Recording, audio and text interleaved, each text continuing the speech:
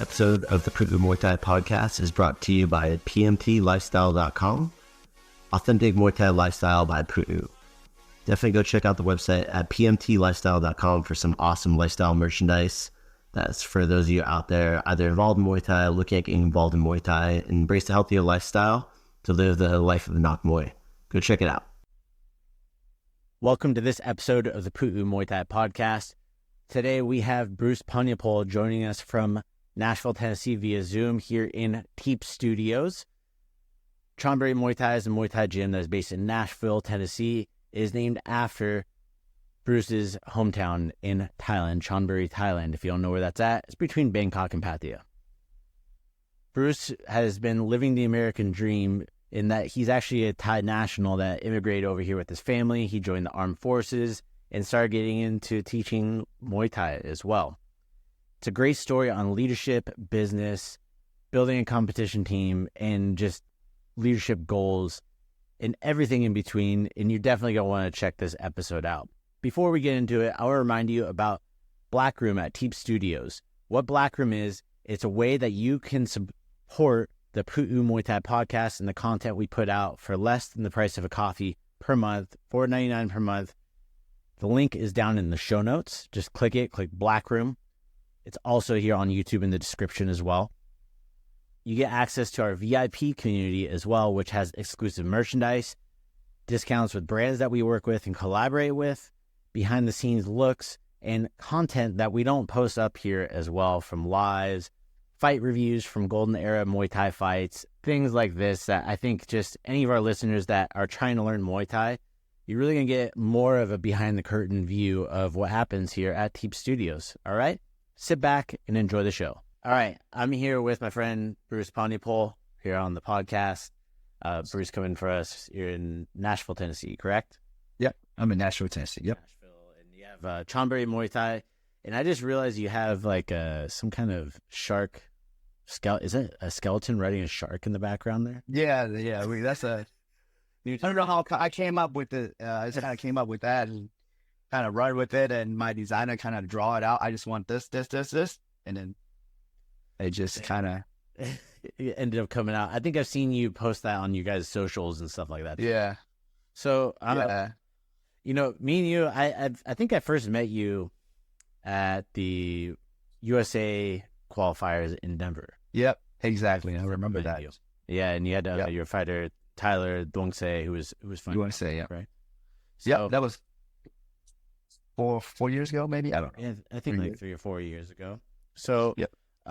You know, you've obviously, your gym that you have out there, Chonburi Muay Thai. Tell me a little bit more about it.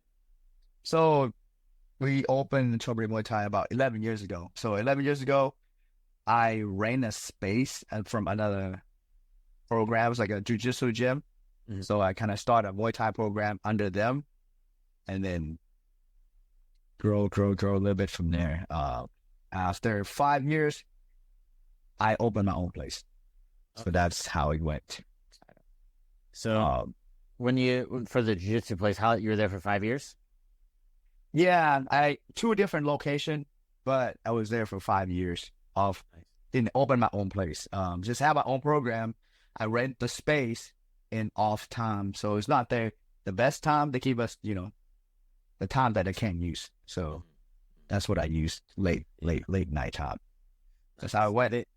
I think that's how a lot of Muay Thai programs that have been around a while have been. So, now that you just moved to a new location. We were talking a little bit about it before we started recording, and it's like a gymnasium that was from a church or something like that. So it was small. So the church real close to us is just a little bit off. It used to be an old gymnasium, so it's an old dying church, and then been sold out to somebody. Now the guy that bought it rent out different space and out. Yeah. So now it has church, Muay Thai program. It might have like a coffee shop down the road, We Nice. might have some more stuff on there. I think car rental is gonna be up somewhere there. So we have 70 car parking space. So I don't know. Hey, It's good. this It's gets good. space to grow. Yeah, good to Yeah. grow into, right? So, Yeah. how long were you in the previous space for? We were there about almost 4 years. So the first time we got my own 5 years. So first time maybe have like really small space, like 1,000 square feet, Oh, wow. maybe. Really, really small. And then once within a year, a next door business left. So once they left, we took over that space. So it got 2,000 square feet. So we were there until 3 months ago. So now we are here. Now it's almost 4,000 square feet. It's a big jump, right? It's a But you big You job. guys needed it though. Gosh. Yeah, we were packed all the time. We couldn't grow any more students for almost 6-7 months. Yeah. It was pretty much packed. You guys had a We waiting couldn't grow list? no more. Waiting list, and we have to add more class. And we can't add any more class. Right now, we add 34 classes a week. Wow. Adult and kids. All Muay Thai. Yeah, No fitness, no jiu-jitsu, only Muay Thai. Muay Thai. 34 class. that's week. amazing, man. Looking back for like when you first started, did you ever think that it would like Muay Thai would No. grow like this? Yeah. No, one class a day, maybe. Yeah. 4 days a week, maybe. Yeah. 4 people in a class, 5 people in a class, and I just did it. I didn't It's think something on about. the side, right? Yeah, it wasn't. I have a regular job, so Yeah. So Same thing, are same you thing. doing the Muay Thai gym is full time now? full time. It's been full time for almost 5 years now. Yeah. Nice. So So yeah. how Thank you. did you get in? How did you get into Muay Thai? When I was Muay Thai, I did when I was a kid, but I then went through like a regular Muay Thai, a Thai person Mhm. route. They stay in the gym. I stay at my parents' house. I didn't Yeah. stay at the gym, but that gym is only 2 blocks away from my mom's house. Nice. So I trained back and forth, back and forth, back and forth. But then when I moved to US, because long story short, me and my mom and my mom got divorced when I like first grade. My mom moved away. Long story short, I stayed with my dad. My mom moved away, and I just pretty much stay at the gym or stay with my dad. Yeah. When my mom moved to US, she went to college. She remarried, and she sponsored me to here when I was 18, 19. Oh, nice. So that's how I got So here. that's how you immigrated over. Yeah, that's how I got here. Got my green card then. Then my mom said, within a year, it's like, I'm gonna move back to Thailand. So I was here for a year.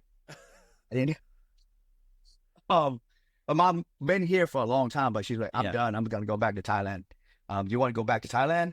I was like, I don't know. I'm gonna stay here now. So I didn't have a job.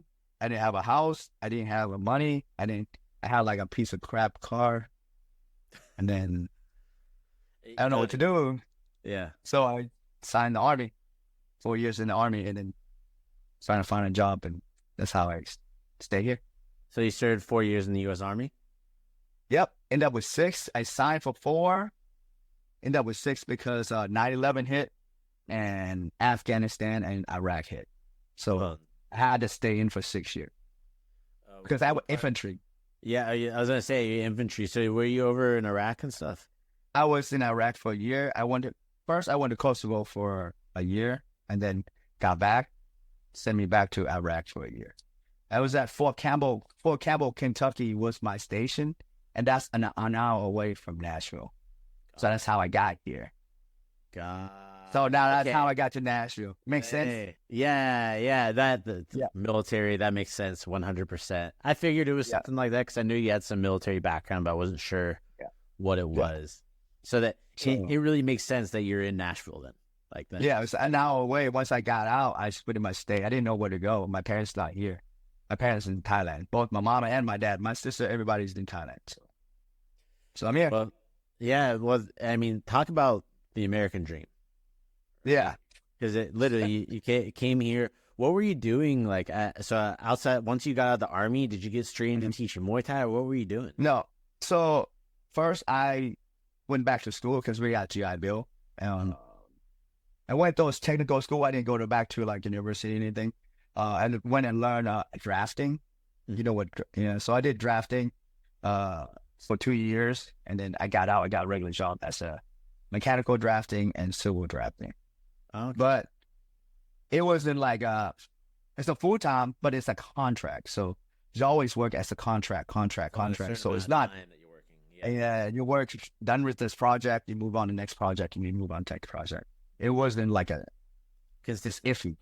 Yeah, it's fine. It's good money, but you don't know. yeah, sometimes it's just like, hey, we have no contracts, right? Yeah, they'll let you go. Oh, I got a contract. You come back. Well, it's definitely I have some friends who worked with like Lockheed Martin and things like this, where it's like military contracts. So they during war busy. They're like welding all this stuff. There's no war. They got your job. You get out. Yeah. Yeah. Let people go. Yep. That's how the company works. So everybody knows this. Yeah. So that's why. And then do Muay Thai. And this just kind of grew. It's just full time. But now. So, what do you think? Obviously you're a hard worker, but what do you think are like some of those daily habits that you do that kind of contributed to having a successful business, successful Muay Thai gym, and a successful Muay Thai team? Like your fighters, like it's always good seeing good technique, raise respectful, and that obviously comes from the top down. Yeah. In my opinion, I don't know if for everybody else. For me, it worked. I select good team, good management that under me that I can trust, and then he will work well. Me and him, it's almost I'm the boss. Yes, I understand that, but me and him does give a lot of feedback with each other. I want him to give me a good feedback, even though it's am I right or wrong. I want him to really tell me. I don't want him to be a yes man. I don't want that person at all. At zero. I want them to really talk to me in the right way, of course. I love the job. Maybe that's one of the things. I enjoy my job. Team, and I have a mentor. I have a mentor for 5 years now. I have a meeting with him once a week for an hour, 2 hours, depending how long we have to talk. That helps a lot as a business mentor, and I trust him. He doesn't. I don't want to pay him. Yeah, he's a retired 70-year-old guy that used to be private with me. 70, and he used to live in California, but he moved. Yeah, he's retired and transplant. Yeah, and then he retired as a trucking company business, like a big trucking company business in California. Over 70 trucks. When did he retire? I think he's 60, 64, 60. I don't know, but he sold the company, whatever, and they moved. His wife, he moved here because his wife is a VP at Vanderbilt Hospital. Okay. So, and then he just want to do privates, and then kind of go for the knock and becoming friends. Become a really good friend, and he's super nice guy and help me with everything. I trust him because there's no money involved. There's no connection. He doesn't lead me into a wrong way because he's just there to help. Incentive, yeah. Yeah. Yeah, exactly. Yeah. So, I mean, I make the decision. He gives me option. And that's what I like a lot about him. Nice. So, I obviously going through that, having a mentor, like I have business mentors and stuff like that. It's key. Yeah. Man. It's help. Big time. Yeah. Life and business. Yeah. Life and business. Sometimes in business, you have a situation that comes up, you're like, what the heck? And like, oh yeah, I dealt with that before. It's okay. Tell me what you did, right? Yeah, exactly. And he gave me option, and he know what's the right answer, but he doesn't tell me. He kind of keep it like, oh, you do this, or this. What do you think? And then we talk about it. And he's straight up. He's upfront. Older people, I feel like they sometimes be direct, and that's what I like. It helped. So, 100%. Like, for me, I invested in mentors. Like, I paid to be around people because I was like, I need to be around people who've done what I've done, or to help. Right? That they've been where I want to go, and I want to know how I can get there and not make the same mistakes they did. It's worth. It's worth it. Yeah. Whether it be a time investment, financial investment, whatever it is, it's really worth it. Obviously with business and, having a Muay Thai gym, the dynamics can be very volatile and stuff like that too when it comes into it. I mean, you guys survived through COVID and stuff like that. So like looking back on like I don't know if it was COVID or another situation that could have devastated or shut down your business. Do you have any moments like that? Well, I mean, there's always a moment all the time. I mean, we know this. COVID, of course, so that's every gym. We live in Nashville, so Nashville opened within 3 to 4 months. So we were lucky. Yeah. You can do one-on-one, but you can't do class. Yeah. So that helped. I think I did over 100 one-on-one in 2 or 3 months. Wow. So I kind of bust. Work. Your shoulders, your elbows, everything. Yeah, exactly. It was tough. And I was lucky. Some of the student was keep the membership. Not a lot, but it paid the bills. And our gym was still new, so wasn't too bad. But everything's always anything. As I learned, you can have a good day, good week, good month. Next thing you know, something happened. We all know this. We all know it. It's incredible. It's always something is gonna. That's business. Not going the right life. way. Yeah, it's business. That's life, and you have to be okay with it and roll with it and get up and do it again. Yeah. For sure. It's a crazy thing. It's definitely giving me some gray hairs. Oh yeah. But in my opinion. And when you work for yourself, I don't think I can work for somebody else again. I mean, maybe I could if I have to survive and take care of my family, but it's still better up here, even though it's more pressure, more responsibility, more everything's coming down on you more. But I'd rather work for myself. Well, that's kind of where I think like martial arts, Muay Thai in particular, you get used to dealing with that kind of pressure.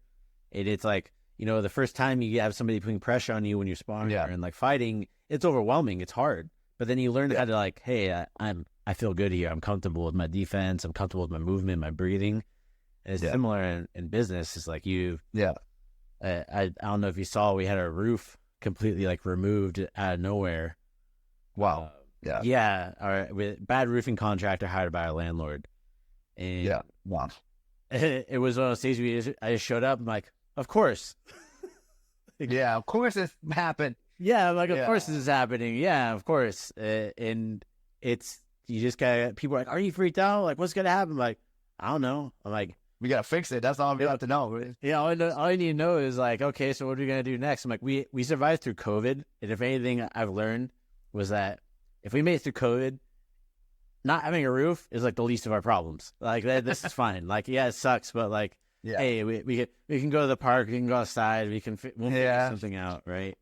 Yeah. So, my old place does that too. Like my old location, when it rained, sometimes the water leak under the door. Not my door, the next door, the next business door, but it come back through the wall, so under the mat be wet.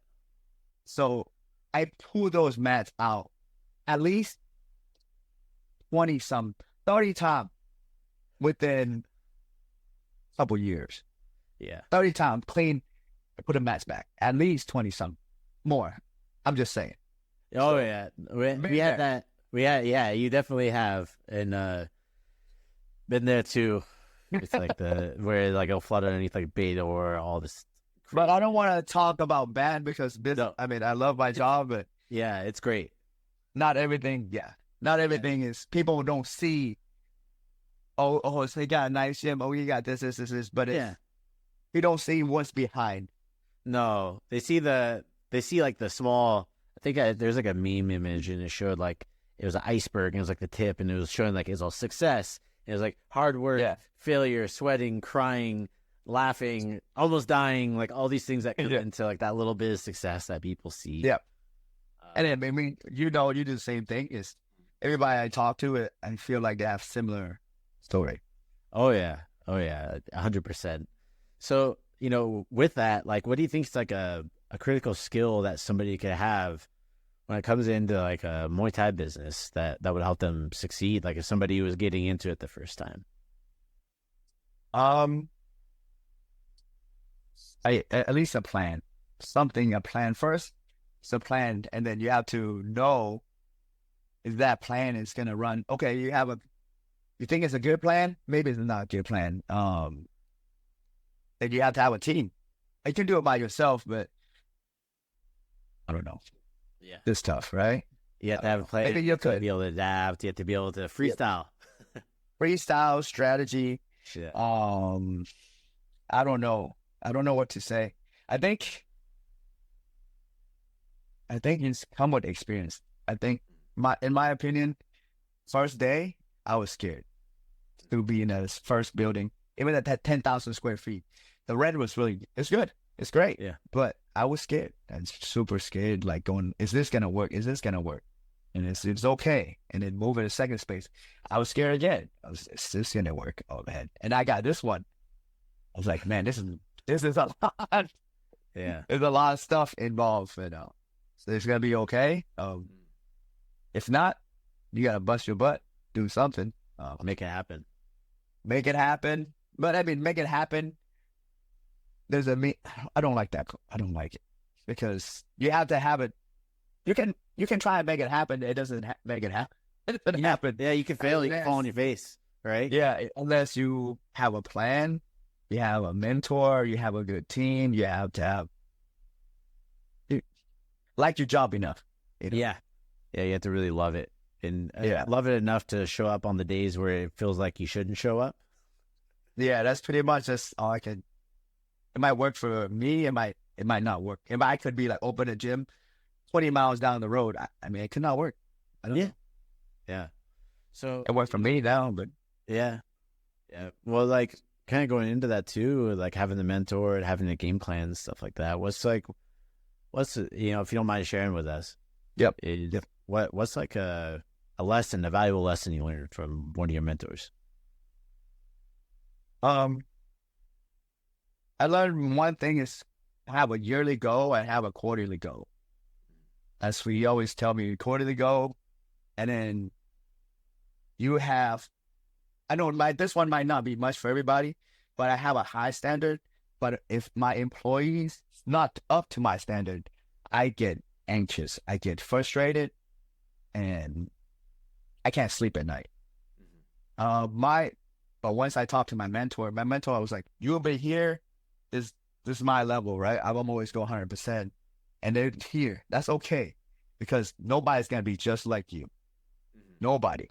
Because you have too much, you have experience of this. It's yours. If they're here, you keep working with them. Keep working them. Keep coaching them. You can be here. They will never be here. If they were here, it'd be great. But you will never find somebody there. And that's kind of, and that's kind of more my release. Because I was very high standard, and that's too much on me. Yeah. And that's how my anxiety. That's kept me up at night. I had sleep issues about 5 years into my business. It would keep me up, wake up at 2:30 a.m. and I would start working. Yeah. Because of this, right? So, because of this, yes. You have to be okay. Go. Yeah, that's tough. That was very tough with me.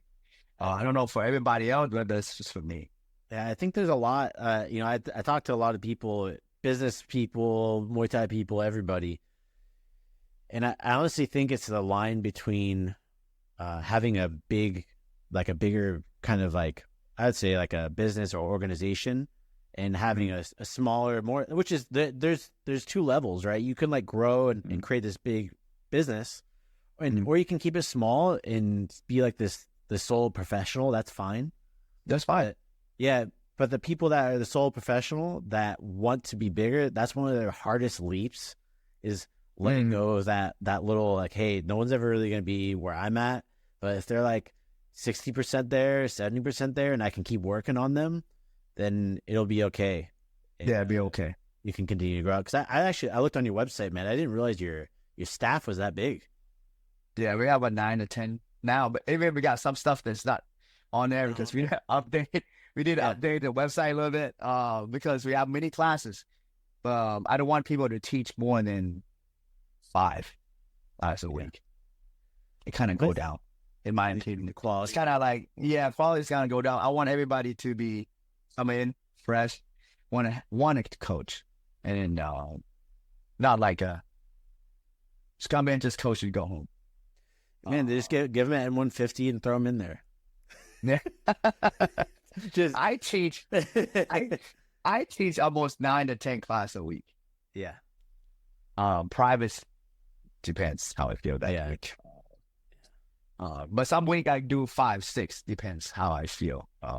But I like, I'm not saying everybody, I like teaching, and that's, but I need vacation sometimes.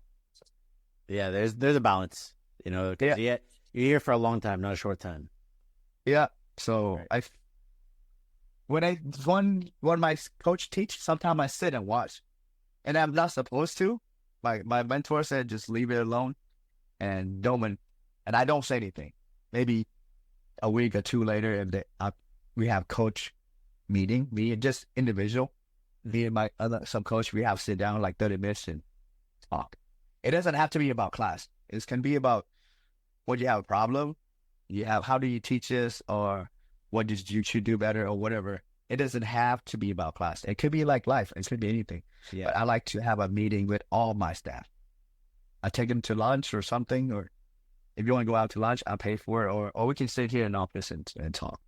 I like to do that. And that kind of helps. Yeah.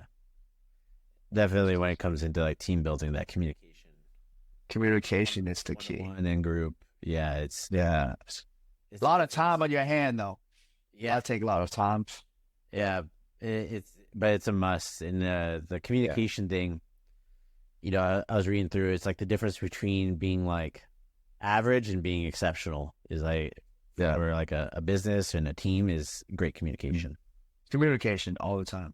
Team meeting, fighters meeting, coaches meeting. Oh, everything. Meeting after meeting. I thought it was going to be meeting. I thought I was just here to run a Muay Thai gym, man. And exactly. That's how I learned.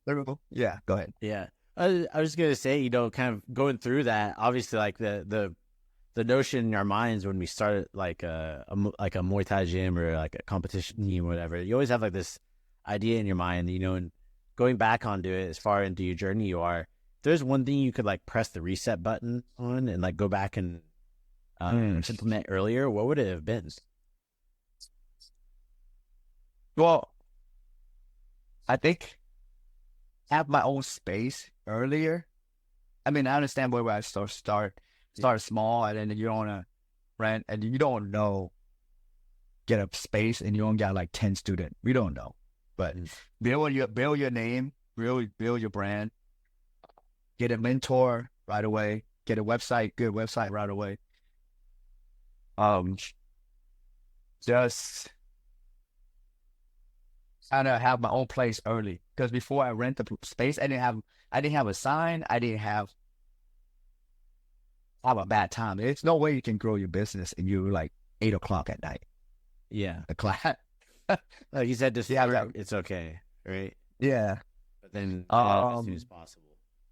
As soon as you think is it's the right time. I don't know if everybody's the right time. Like I maxed out my own location for like almost a year. 6, 7, 8, 9. It could be, I don't know. But yeah, I maxed it all the way out. I don't want to move in early. I could have a nicer gym, but doesn't mean you have better profit, make more money. It has to be the right time, because I really want to move it long time ago, like early. But my mentor was like, no, this is the right. Wait. Then okay. That's solid advice too, because like that's one of those things. I had this conversation with our team. We're in a 2,000 square foot space. Yep. Right. We got like our town is it's in Ventura, is one of the more volatile like real estate markets in the country. It's actually it's the most expensive place to live in California now, to buy a home. So because the real estate shot up, all this stuff, right? So a lot of people moving in and out. Like I had instructors, they moved out of state, right? So, with that too is getting back and like you said, maximizing your space, maximizing your time, your program schedule, everything like that too. And we're like just now starting to get back to like being like, because 2019 we had like, oh man, yeah, we had, you know, noontime classes Monday through Friday. We had 9 a.m. classes. We were gonna have every morning, all this stuff, and we were starting to maximize all our training times. And then COVID hit, and like we're just now starting to like get back there to normal. But then we added in this whole volatility with real estate and people's living expenses and stuff. It's crazy, man. So it's like having that mentor kind of hold your feet over the fire and let you know when it was time. Yeah, it's time. Yeah, person. Yeah. He's like, wait. It's like, even though small space, I feel like I did better over there. Yeah. But, I mean, but I couldn't grow. So you got to pick and choose, right? Until it's ready to grow and ready to take a step. Because sometimes you can have a great business and then you go too early and then your businesses fail. And then you start all that stuff. You did all that stuff for years and then now it just fail all of a sudden. Just now you have big rent. It's start over again. So that's what he said. I was like, okay, let's wait. Like I don't want that.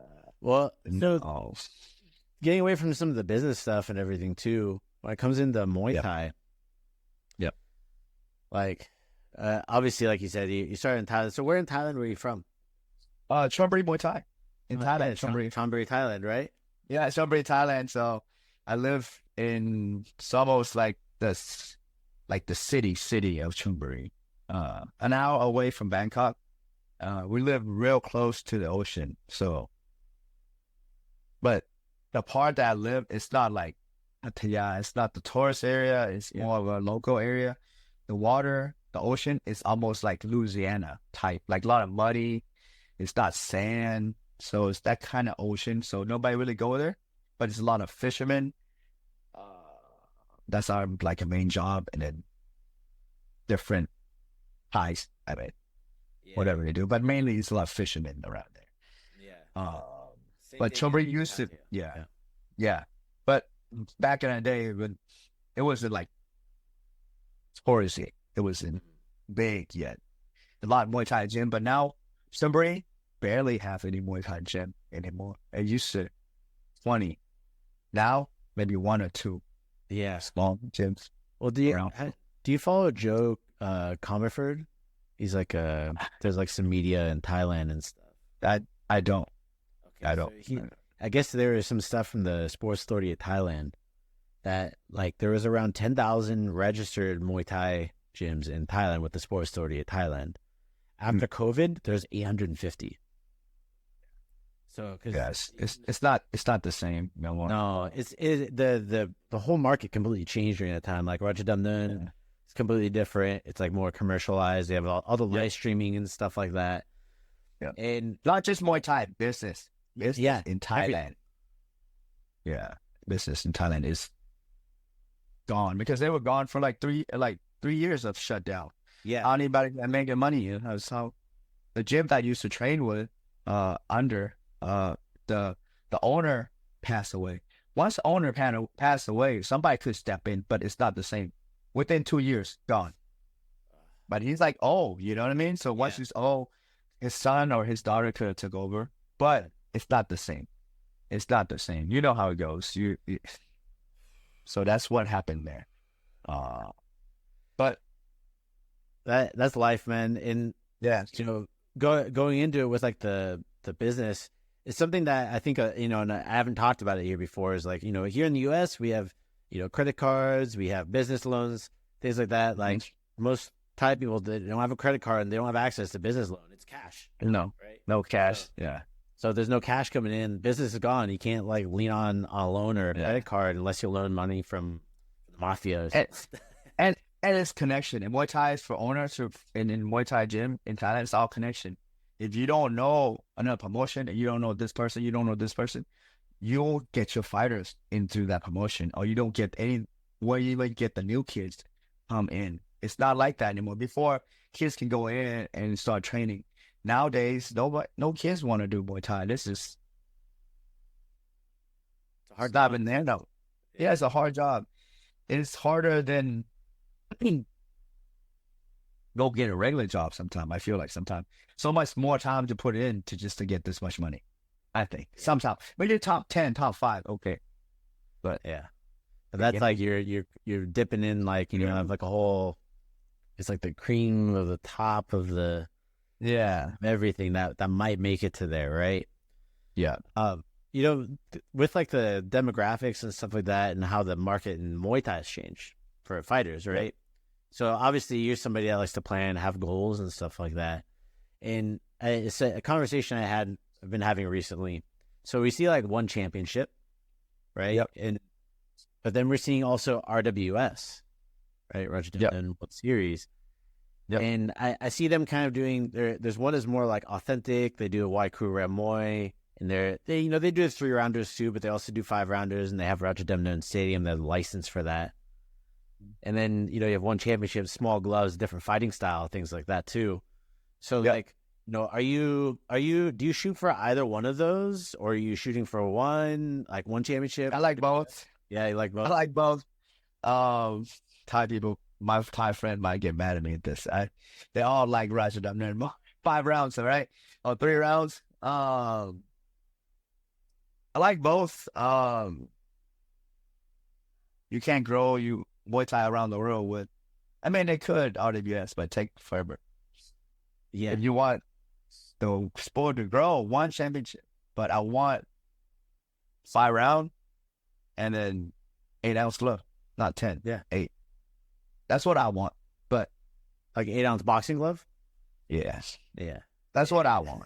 But MMA glove is great, but man, it's for the puncher, and it's kind of take the Muay Thai kicking sport away, in my opinion.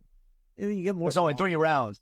Yeah. If you 5 rounds, you better just be careful. You can't do all brawl, and you're gonna get gas. A little bit longer clinch. I'm not saying that one championship need to stop. A little bit longer. It could be give me a little bit longer. You don't have to be like let it go the whole time. Give me a little bit, not much, and the people will still be excited. Just give it a little bit more. It's funny because like you look at sports like mixed martial arts. They used to give them they never stood them up before, right? And they kind of went the opposite way where they started standing people up, right? Yeah. And that's part of their sport. And then Muay Thai, we went from like having more clinching to like very minimal. No clinch. Yeah, that make no sense. We still up. We still standing up. Yeah. What do you mean? That's the elbow and knee. Yeah. Muscle activity. And I wonder if that's just going to come with education. Like, I wonder if it's something that will get brought back. I mean, we see sports change all the time, and there's cycles. There's cycles that go through Muay Thai. Look like, it's changing right now. I see it. Yeah. I want to watch the championship. There's a lot changing. I know there's a lot of boxing now. There's a lot of elbow involved. So we know elbow is just start catching on. Before it was all boxing. I think clinch will come back a little bit, because I see some girls fight. They get in clinch. They didn't stop it. Mm-hmm. For a while. Some people is going to clinch and they're not doing activities, and they kind of stop it. I see some like the Phuket fight team, they go into clinch and they let them, if they get active knee early, it seems like they let it go for some, I don't know. Maybe you need to, maybe you need to be active early, and you just go and hang on it, because through a coach and fighters meeting, it's like, oh, we got to eliminate the clinch. But these people went in and got a clinch and they got active early. The referee let it go a little bit longer. Maybe that's what it meant to be. I don't know if they, like a Thai fighters don't understand. It's like, oh, maybe it's not that much clinch. Let's don't do it. Maybe it's okay to do it in clinch, but be active, hard. Maybe it's like they let it go. Maybe that's what it is. I don't know. Yeah. I think there's definitely some influence with that bonus, for the knockout bonus too. True. So it's like, hey, I'm going to hold on. I want to break. I want to try it. There's the puncher's chance, right? Like, hey, I don't know true. If I can get that bonus. So, for those that don't know, you were out cornering Joe Nottawat, right? Because the one shot, yeah. Yeah. So, obviously, you've been in the warm room. For those that don't know, Bruce, that's, he ended up getting us connected with Joe Nottawat, yeah, to come out to our academy and stuff, too. Yeah, which thank you again. That was freaking awesome. Everybody was like stoked, and it's cool to see him doing his thing. And he's really a phenomenal story of somebody like started later and like had his peak later.